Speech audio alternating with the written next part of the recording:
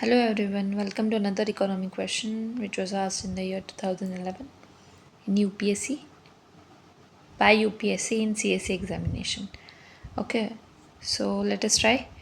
So, what question says, in the context of global oil prices, Brent crude oil is frequently referred to in the news. What does this term imply?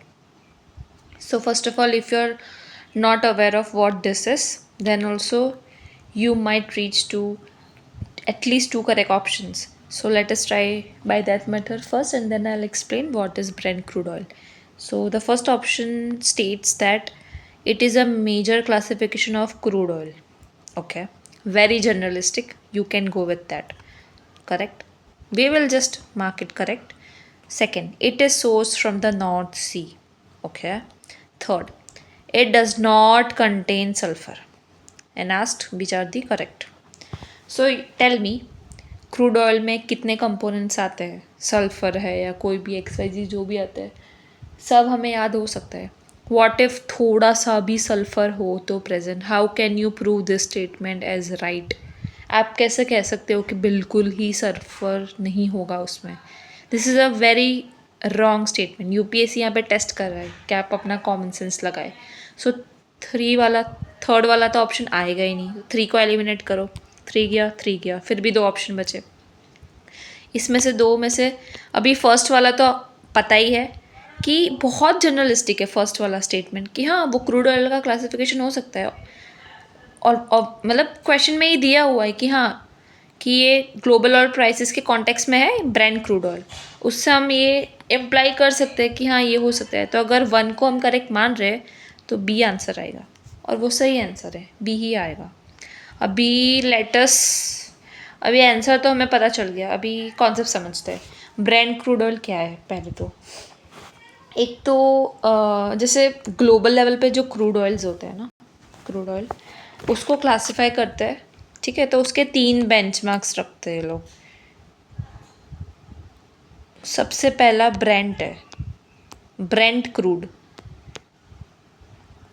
Europe का. Second है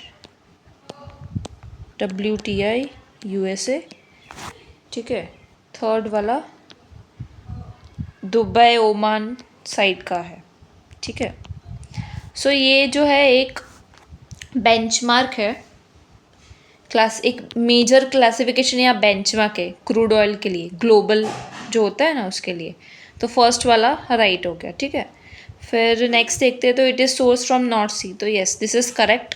ये हमें याद रखना है हमेशा के लिए कि ये नॉर्थ सी से सोर्स होता है.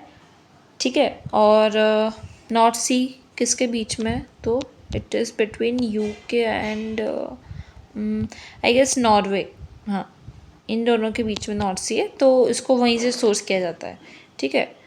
और इसमें सल्फ़र बिल्कुल नहीं ऐसा बोल रहे. तो नहीं, ऐसा नहीं है. थोड़ा सा आई गेस 0.36 समथिंग % है. बिकॉज ये जो ब्रेंट वाला जो है ना वैसे क्रूड ऑयल के भी टाइप्स होते हैं. स्वीट हो गया, फिर सॉर हो गया, ऐसे करके है. सो ये वाला जो ब्रेंट क्रूड है, मतलब ब्रेंट जो है उसको स्वीट क्रूड में क्लासिफाई किया जाता है जिसमें लो सल्फ़र होता है. ठीक है. मतलब ऐसा नहीं है कि बिल्कुल सल्फ़र नहीं है, बट हाँ सल्फ़र की क्वांटिटी थोड़ी कम होगी, लेकिन सल्फ़र है. No sulphur it is a very extreme statement, so that is wrong. ठीक है. सो बस यही याद रखना है हमें. So that was it. B is the right answer. Thank you all.